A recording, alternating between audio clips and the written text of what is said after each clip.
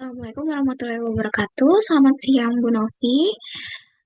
Di sini saya Anissa Ramadhani Aulia Putri dengan NIM 2022011032. Di sini saya akan menjelaskan mengenai modul 8 tentang pendapatan dan beban untuk UAS praktikum pengauditan. Berdasarkan buku 1, ini praktikum audit buku 1, itu di modul 8 ini, tujuan auditnya untuk meyakinkan bahwa semua beban perusahaan telah dibukukan dengan lengkap dan tepat dalam pisah batas. Terus yang B, beban yang dicatat merupakan beban perusahaan yang didukung dengan bukti-bukti yang dapat dipertanggungjawabkan serta telah dihitung dengan tepat the ownership and accuracy. Terus selanjutnya itu yang C, ketepatan dalam klasifikasi menurut kelompok atau jenis bebannya dan juga dalam hubungannya dengan usaha perusahaan atau classification. Terus yang D, semua hal-hal yang perlu diungkap dalam laporan keuangan telah diberikan penjelasan yang memadai atau presentation and disclosure. Yang E, hal yang sama dia di atas juga berlaku untuk tujuan memeriksa pendapatan lain-lain perusahaan. Oke, kemudian dilanjut di buku audit 2, buku 2, halaman 124, itu ada schedule, akhirnya putih.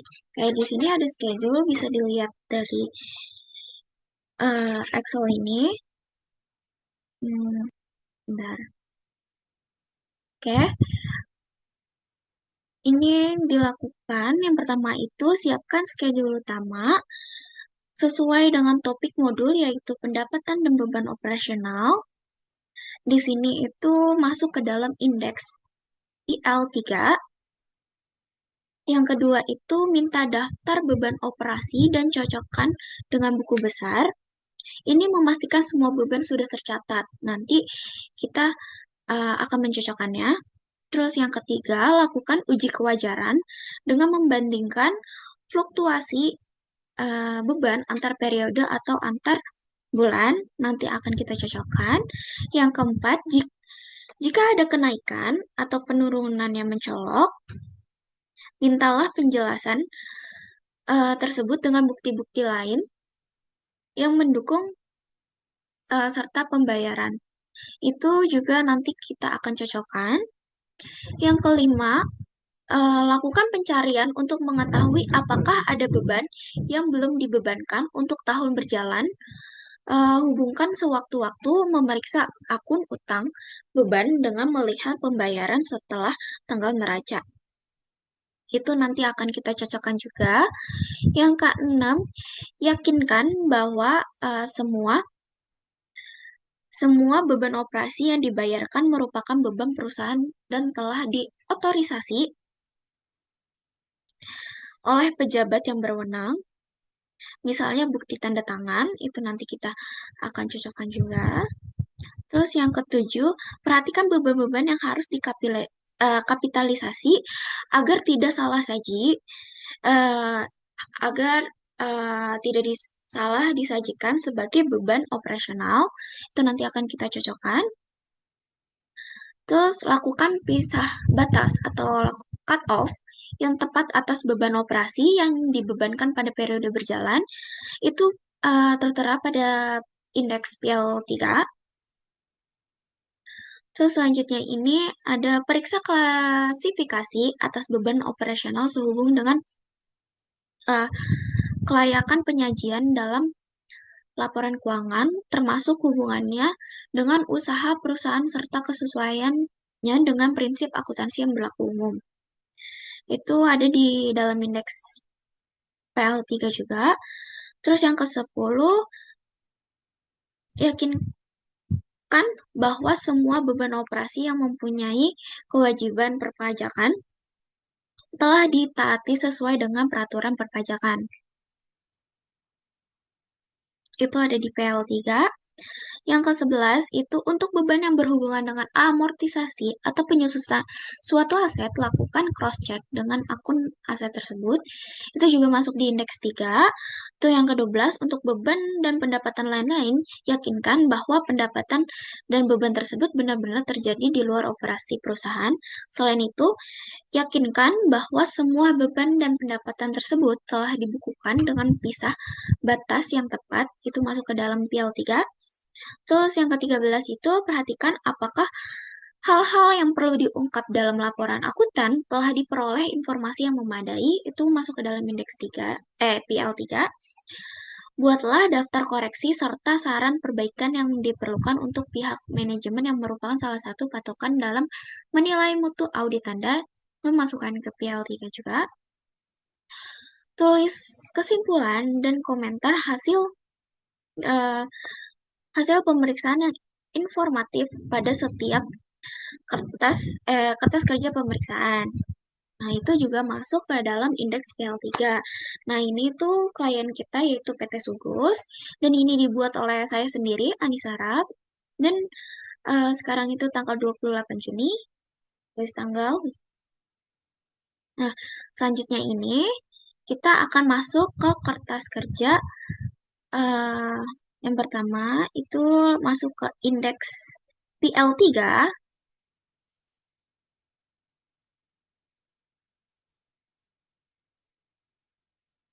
PL3 dapat kita lihat di buku 2 halaman 125, dan mengenai bagian perpajakan itu ada di 127, halaman 127. Oke. Nah, di sini uh,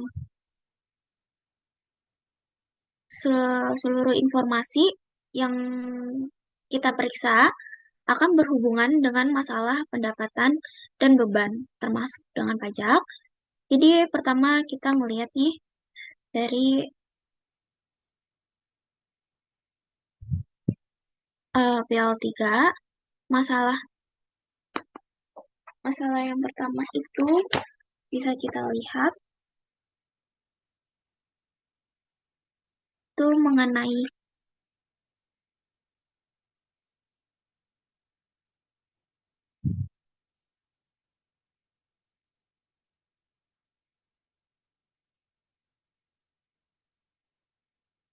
gaji.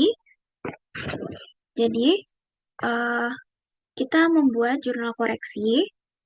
Karena masalah pertama ada di gaji, kita lihat ada daftar gaji, di mana PPh pasal 21 sebesar 19.877.000 rupiah ditanggung oleh perusahaan, tetapi salah dicatat ke akun beban lain-lain, padahal seharusnya ini bagian dari beban gaji. Karena pajak ini dipotong dari gaji karyawan, maka kita harus koreksi dengan cara pertama nih dilihat kita di yang pertama ini itu mendebitkan beban gaji dengan beban lain-lainnya sebesar 19.877.000. Bisa dilihat dari buku 1 di halaman 173. Terus yang kedua ini permasalahan berdasarkan pemeriksaan BBK, terdapat beban komisi penjualan selama tahun 2018 sebesar 60 juta atas nama perorangan dan bukan karyawan perusahaan, dicatat pada akun perjalanan dan akomodasi.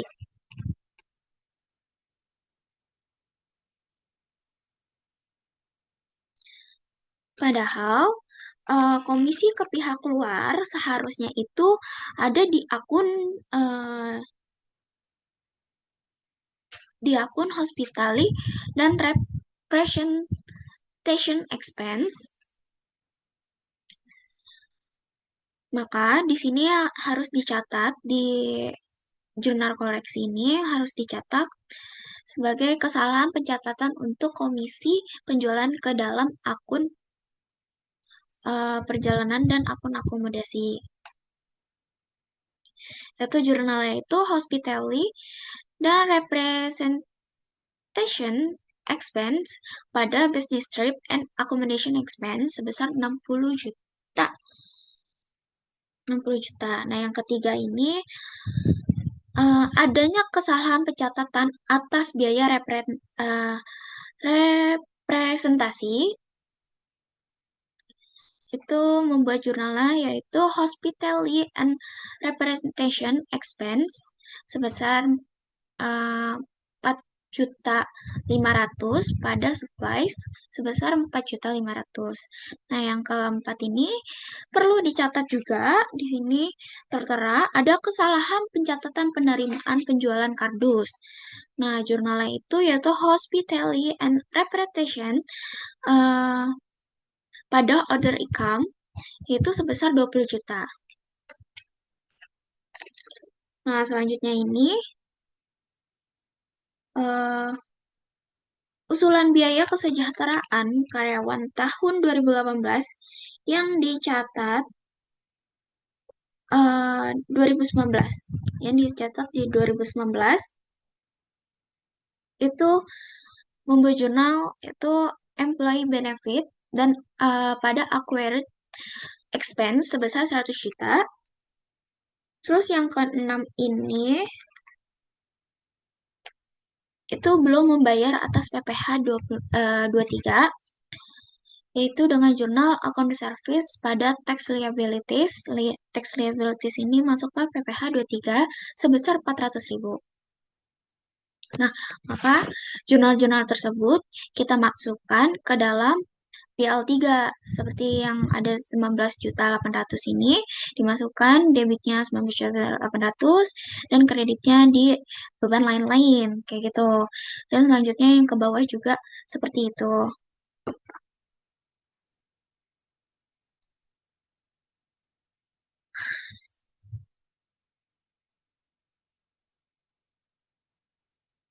Selanjutnya kita masuk ke indeks kedua yaitu tentang utang pajak.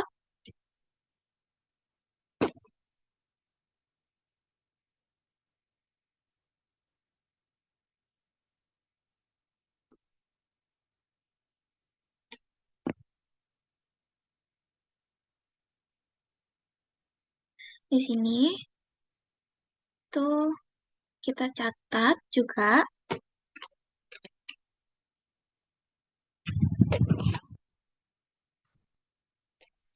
ada kesalahan yaitu kelebihan atas perhitungan PPh 21 pada tahun 2018.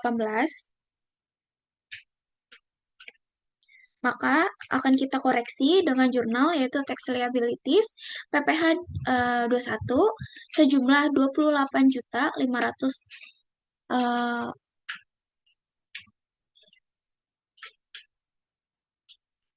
505.109.000.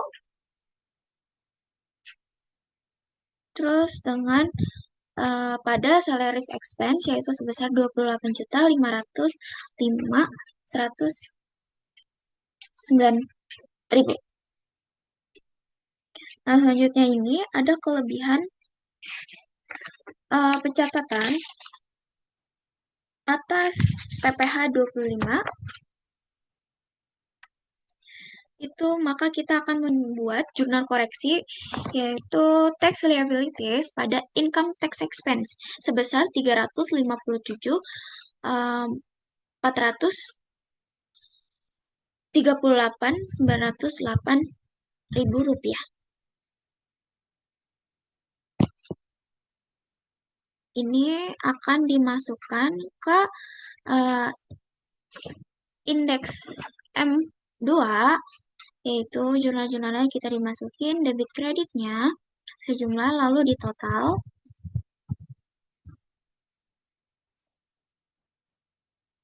lalu totalnya segini. Terus selanjutnya kita masuk ke indeks M2.1 yaitu mengenai tentang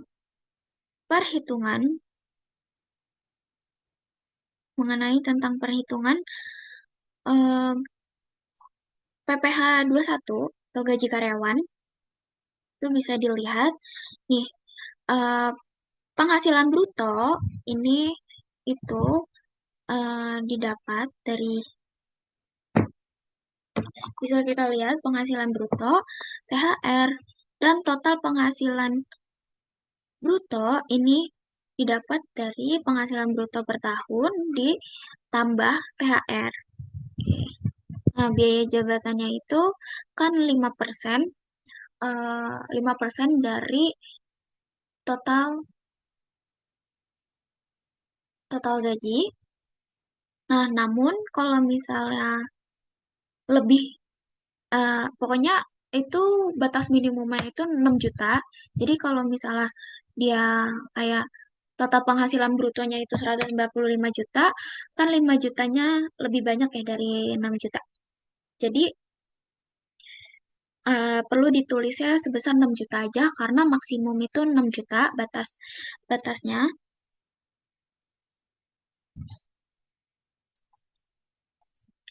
Terus ini juga sama, total penghasilan ke bawah itu semuanya dihitung dari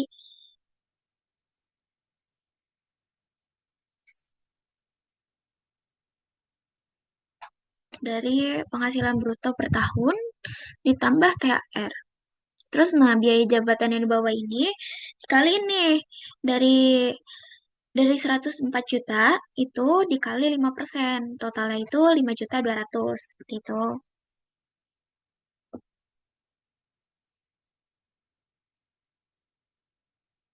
Terus untuk jumlah penghasilan neto ini dari total penghasilan dikurang biaya jabatan dan dikurang BPJS, itu hasilnya menjadi jumlah penghasilan neto. Nah, PTKP-nya dikurangin berdasarkan dia itu udah kawin dan punya tanggungan satu, itu maka eh, PTKP-nya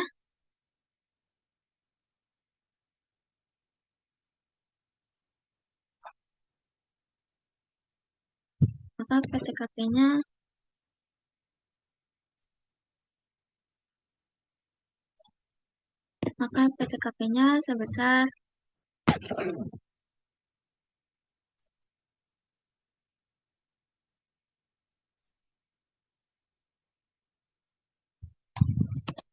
63 juta. 63 juta.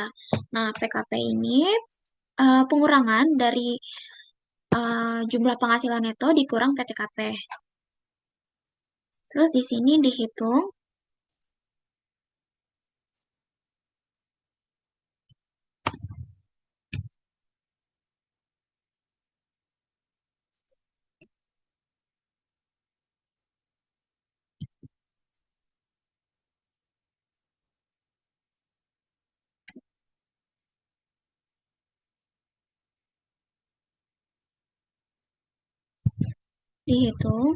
karena eh, dihitung PPh 21-nya itu kan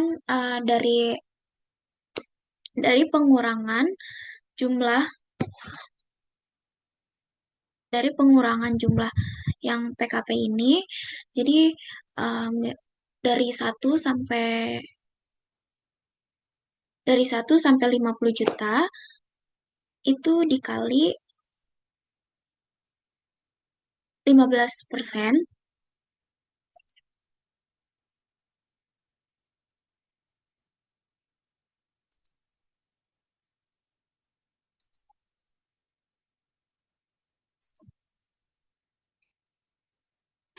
dan sisanya eh, dari 1 sampai 50 juta itu dikali 5%, dan eh, sisanya itu dikalikan dengan pengurangan dari 50 juta dikurang hasil PKP-nya.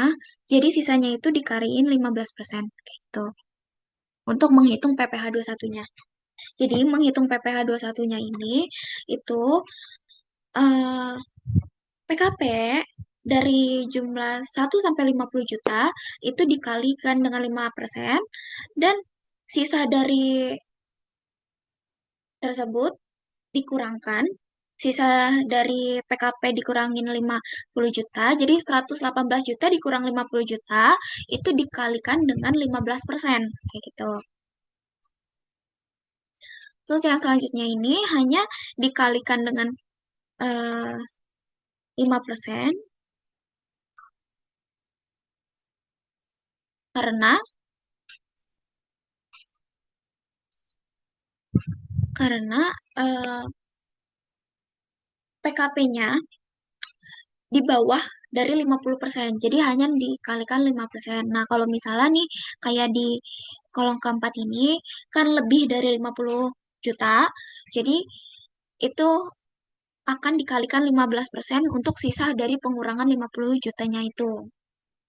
Nah, jumlah PPh 21-nya bisa dilihat dari sini. Terus totalnya itu total penghasilan di bawah PKP itu yaitu sebesar 19 juta 900 900 eh, 40 250 juta. Kayak 19 juta 940 ribu 250 rupiah.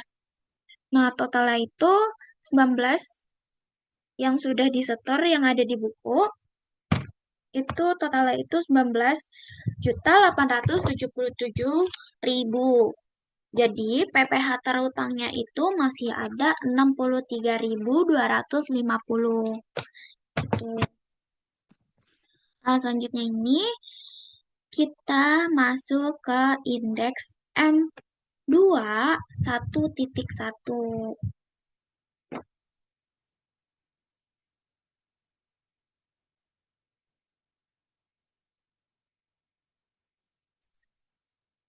Nah, di sini itu data bukti setor semua pembayaran pajak yang bisa dicek. Ini semuanya bisa dicek dari M2.1. Di situ maka pajak Januari disetor pada tanggal 9 Februari, jumlahnya itu 1.807.000, tanggal tanggal lapornya itu 9 Februari juga.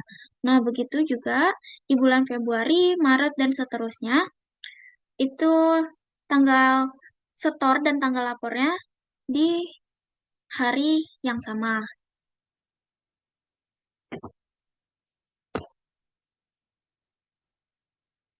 Nah, semuanya ini itu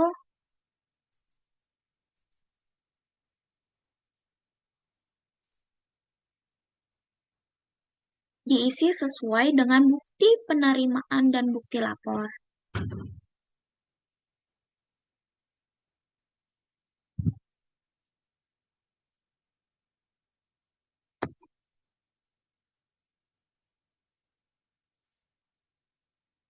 Nah, jadinya semua eh, beban-beban kayak beban gajinya itu dicatat di jurnal-jurnal koreksi di sebelah sini. Maaf, di PL3. Ini untuk jurnal koreksinya dicatat di sebelah sini semua. Oke. Selanjutnya ini kita masuk ke modul 9. Modul 9 buku praktikum audit. Buku 2 itu yaitu tentang penyelesaian audit. Oke, karena di sini untuk penyelesaian audit itu yang pertama mengenai daftar jurnal koreksi dan reklasifikasi. Di sini udah dipindahkan yang sudah dikerjakan dari modul 2 sampai dengan modul 8. Bisa dilihat. Oke, pertama-tama kita mulai dari modul 2. Untuk modul 2 ini jurnal koreksinya ada sales, ada sel VAT pada account receivable sebesar 11 juta. Terus ada account receivable pada VAT and sales itu sebesar 198 juta. Terus ada cash pada account receivable, ada sales FAT pada account receivable, dan ada account receivable PT Zebra pada account receivable PT Lestari. Oke, dan ini semua ini dipindahkan dari modul 2 di buku 1 halaman 39 sampai dan halaman 24 kayak gitu. Nah, selanjutnya ini di dalam modul 3 ini ada jurnal koreksinya. Bisa dilihat dari halaman 55, 57, 51, 53 dan 61. Nah, ini untuk modul 4 bisa dilihat juga dalam halaman 83, 86, 88 dan 93. Dan di sini ada modul 5, bisa dilihat dari halaman 100 dan 101. Terus ada modul 6,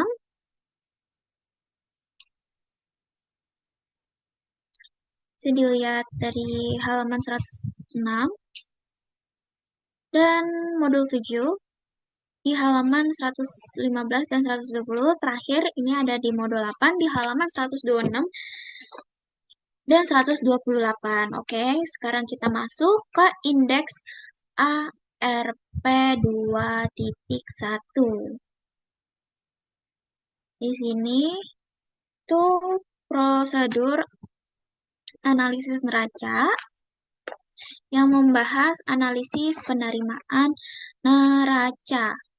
Oke.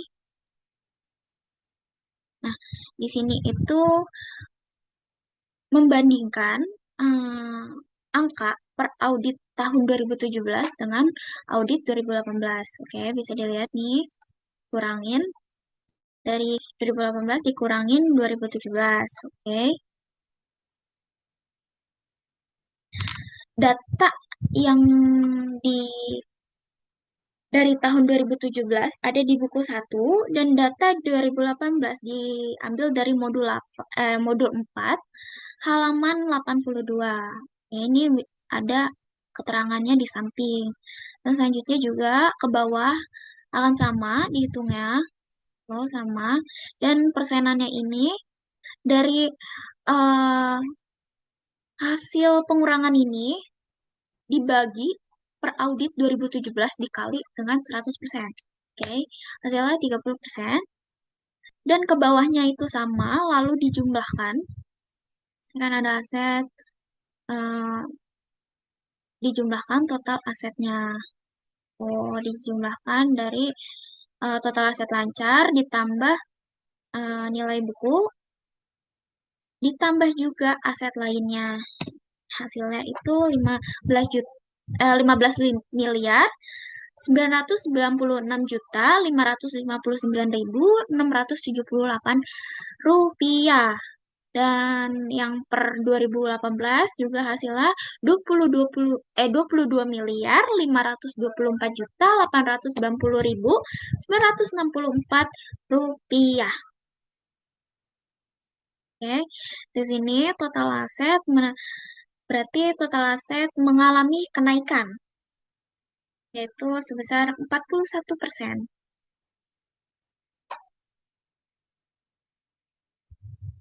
Ya, di sini sama dibuat olehnya siapa. Terus selanjutnya kita masuk ke indeks ARP2.2. Di sini untuk analisis kewajiban dan ekuitas. Sama halnya dengan aset yang tadi, itu per audit membandingkan per audit 2017 dengan per audit 2018, sama perhitungannya juga. Di sini bisa dilihat itu dari pinjaman bank itu per audit 2018 dikurangin 2017 dan ini juga caranya juga sama dikalinya kayak gitu sampai total dari kewajiban total dari kewajiban dan ekuitas itu harus sama dengan aset. Oke, jadi bisa kita lihat ini sebesar 15 miliar 996.559.678 rupiah. Tuh, sama kan hasilnya sama yang di aset. Oke, begitu pula eh, yang 2018. Dan, dan ini eh, mengalami kenaikan sebesar 43%. Selanjutnya kita masuk ke ARP 2.3. Di sini menghitung laba,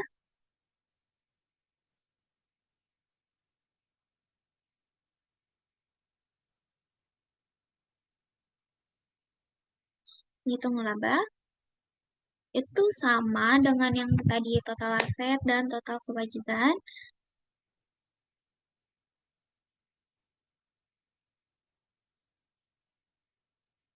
Penjumlahannya juga sama, dikurangkan dan 39 dan ini diambilnya dari modul 2. Jadi mengisinya sama, dilihat yang per audit 2017 dilihat dalam buku 1 dan 2018 dilihat dari sesuai dengan keterangan di samping ini. Oke. Selanjutnya kita masuk ke neraca. Maaf.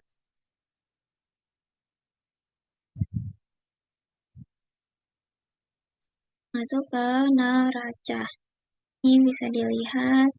Ini sudah diisi.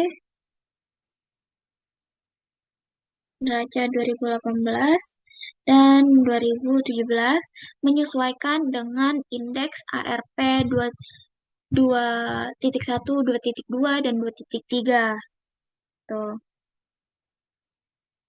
Sesuaikan aja yang ada di buku. Ini neracanya. Tuh.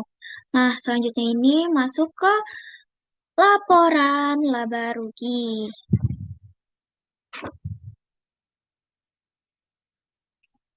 Di sini itu aset dibedakan dengan aset lancar dan tidak lancar, dan kewajiban jangka pendek dan kewajiban jangka panjang. Itu masuk ke laporan laba rugi. Ya.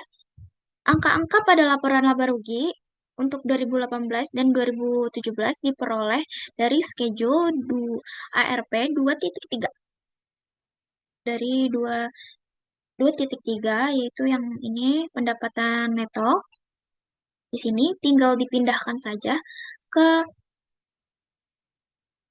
laporan laba rugi. Nah, dipindahin saja ke laporan laba rugi. Nah, kalau misalnya laporan perubahan ekuitas, laporan ini diambil dari saldo laba PT Sugus, dilihat buku 1, dari buku 1 di halaman 14. Bisa dilihat dari buku 1 di halaman 14. Ada di bawah sini. Dilihat dari halaman 14 tuh. Oke, selanjutnya pada arus kas, oke, sumber laporan arus kas PT Sugus ini juga disusun berdasarkan angka-angka yang sudah kita kerjakan di modul-modul sebelumnya, yaitu modul 2 sampai modul 8, dan kita ambil dari indeks ARP 2.1, ARP 2.2, dan ARP 2.3. Jadi sama seperti laporan lainnya, angka di sini tinggal kita pindahkan dari schedule yang sudah kita susun di tahap sebelumnya. Pertama, kita hitung penerimaan kas dari pelanggan. Ini tuh rumusnya ada pada ngambil di ARP 2.3. Penjualan dikurang piutang usaha.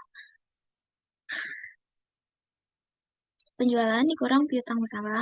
Ini diambil dari itu.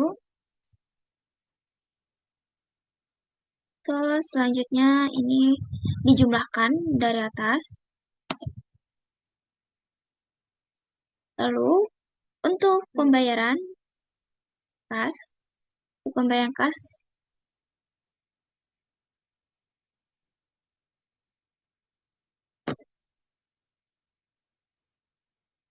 lalu untuk pembayaran kas kepada karyawan itu tahun 2018 nilainya minus sebesar eh, 71 miliar lebih gitu. Dan 2017 nilainya minus sebesar 49 miliar lebih. Jadi total arus kas neto yang diperoleh dari aktivitas operasi kita dapatkan dengan cara penerimaan kas dari pelanggan dikurang dikurang pengeluaran ke pemasok, dikurang juga pembayaran ke karyawan dan lain-lainnya. Contoh totalnya itu ada 106.978.000 di tahun 2018 dan di 2017 minus 152 juta 45.482 rupiah. Oke.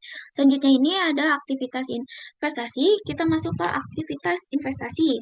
Oke, angkanya kita dapat dari pembayaran untuk pembelian aset tetap dan nilainya juga sudah dilihat di ARP 2.1 gitu. Contohnya itu minus 1 M 941.927.200 rupiah dan 2017 minus 2 M 314.951.900 rupiah. Nah, habis itu kita masuk ke aktivitas pendanaan. Oke,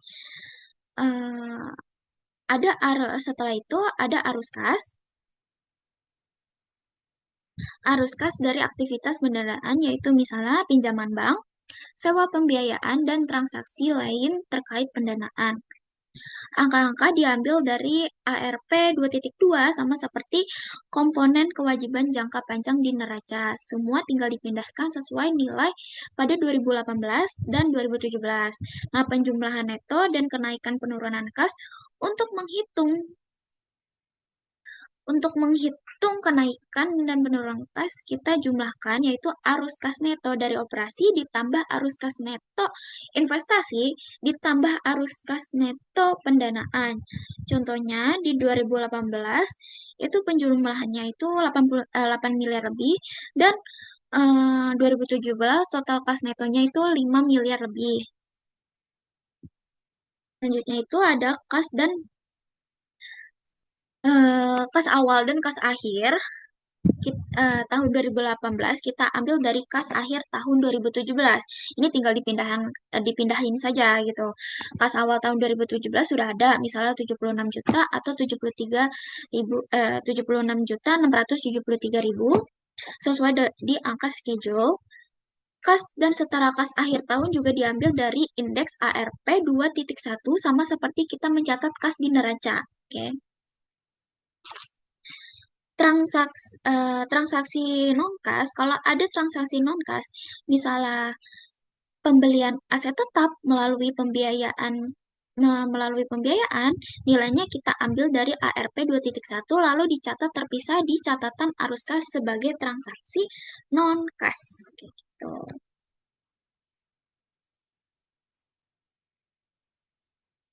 Selanjutnya ini kita masuk ke chart atau catatan atas laporan keuangan. Ini chart ini mendukung angka-angka di laporan keuangan. Sumber datanya itu di tahun 2018 itu dari buku 2 halaman 82 sampai 151 dan tahun 2017 dari buku 1 halaman 15 sampai halaman 224. Oke. Contohnya ini ada investasi saham. Saham diperdagangkan PT Gudang Jakarta, PT Garam Jakarta